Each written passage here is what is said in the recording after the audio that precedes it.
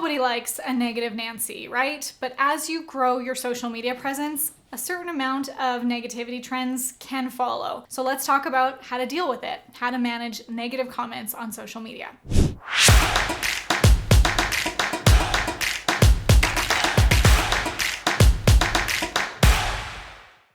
First of all, I want to give you some permission and let you know that haters confirm greatness. So if you are getting some negative comments on your social media, don't feel like you're doing anything wrong. You might actually be doing all the right things.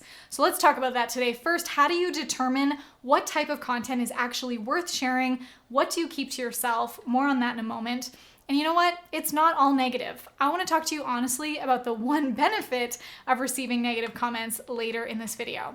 And then don't go away because we're also going to get into the trick that I learned about confidence from A-list celebrities like Bono and Lady Gaga. Yes, I met those people and had some personal stories that I'm going to share with you. So stick around to the end of the video for that. In working with 6, 7, and 8-figure influencers and entrepreneurs, they're bound to get some negativity, but the difference is how they deal with it. I had a client once that was telling me about this video she had on her YouTube channel that had thousands of views, and someone left a negative comment in there calling her a name, and she felt so ashamed of it that she deleted the entire video. And that broke my heart because this video had thousands of views.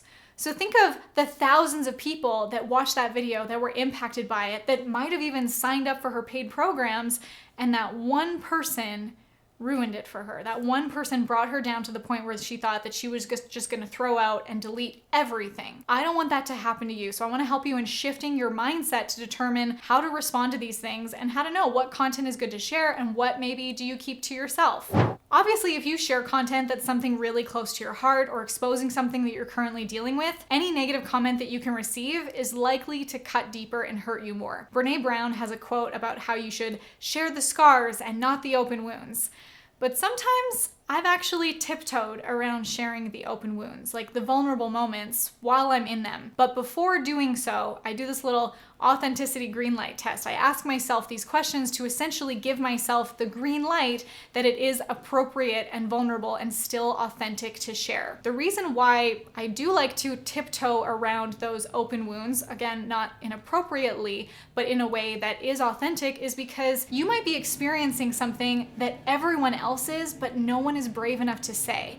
And by you sharing vulnerably gives other people permission to be able to speak up and feel those things too. Now, if something negatively impacts you to the point where you stop creating content, it doesn't just impact you. You have to stay true to your mission and your impact and your ability to be consistent with your content even when you don't feel like it. And the reason why is because helping people doesn't stop just because your life isn't perfect.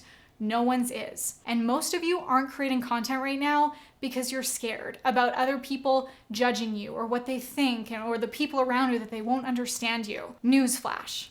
Those people aren't the people who need your content anyway. I want you to think of who is your potential buyer, who is the person in your audience that needs this, that you're putting out that content for, and why would you ever make the business decision to not put yourself out there and not find your voice by creating the content when people need you? Now, of course, that does come with a disclaimer. I'm not telling you to overshare or expose things that shouldn't be exposed. Keep your mental health and your security in mind here, and also keep other people in mind here. You don't have to necessarily share the stories that you're still in the middle of dealing with, or the ones that you're still feeling maybe charged emotionally or hurt or bitter over.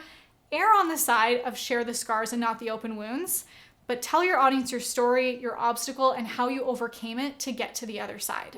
So now that we've talked about that vulnerability, do you think that you're quick to share, or do you think that maybe you're more cautious from sharing with your audience? Let me know your thoughts in the comments below. Now, it might sound a little bit backwards to say that there's actually a benefit of negative comments. Sure, that person might seem mean, it might seem like they're trying to hurt you, but they're actually helping you because it boosts your engagement rate. I had this guy commenting on my YouTube channel a few years ago, and his profile picture was Bruce Willis. And he would be commenting on all my things, he'd be calling me names, he'd be telling me I was a loser, he's telling me that my work sucked or whatever. He's using like a lot more harsh terms than that. And I just kind of responded to it with humor. Obviously, this person is not Bruce Willis. He's hiding behind some kind of fake name and picture. So I kind of responded to his comments jokingly, being like, well, you know best, Bruce Willis. Can't wait for your next Die Hard movie. And then he would respond back with even more anger and even more negativity. And then for myself and my audience who also came to bat for me, we had a good laugh about it. So that negative commenter might not realize that by commenting on your content,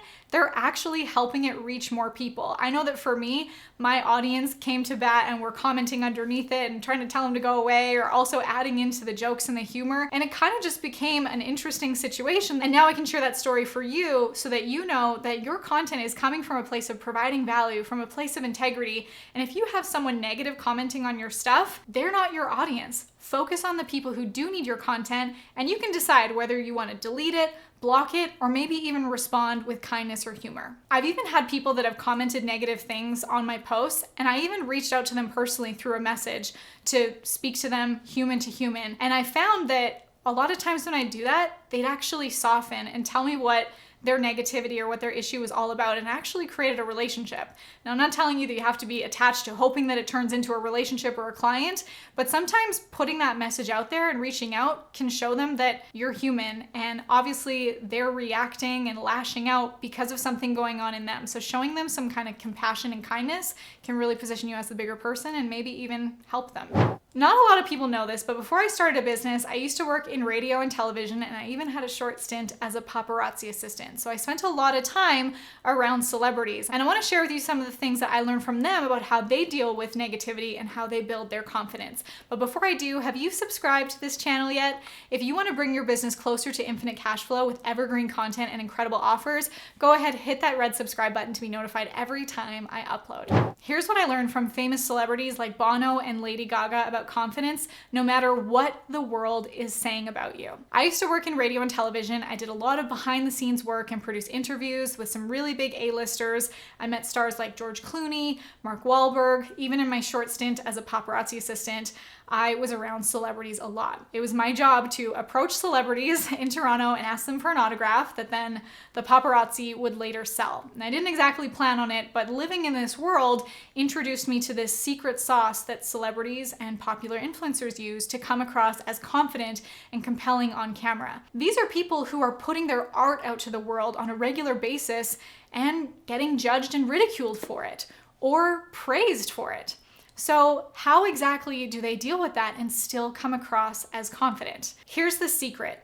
They're so dedicated to their art and they disappear into their attractive character. You know, the moment that Beyonce sets foot on stage, she transforms into this fierce female personality to become the performer that we see when she's giving it her all. You may have heard of this. She actually named her alter ego Sasha Fierce. So she puts on this energy and becomes this character. Marilyn Monroe did this too. She did this experiment. She would go into public and she could decide whether she wanted to be invisible Norma Jean or be the glamorous Marilyn. She'd be in the middle of Grand Central Station, thousands of people walking by her as if she was nobody, and she says to her photographer, "Do you want to see her?" No grand gestures, no radical transformation, but with a little fluff of her hair, change in her energy and her body language, in an instant, she becomes Marilyn. So not only does this help people feel more confident, but it also protects them in a way from taking negative comments to heart. So your attractive character feeds back into your messaging because it defines how you talk to your audience, what words you use, and how confident you are when you're speaking about your industry. So who is your attractive character? What do you sound like? How do you speak to your audience? Wearing your attractive character as a cape will help protect you from the negativity. If you're ready to take your content marketing to the next level with a 1-day-a-month strategy that drives leads for life, I'd love for you to click the link below and join us for our next free training. These are the exact strategies that my 6, 7, and 8-figure clients use to maximize their cash flow through online content, and you could be next.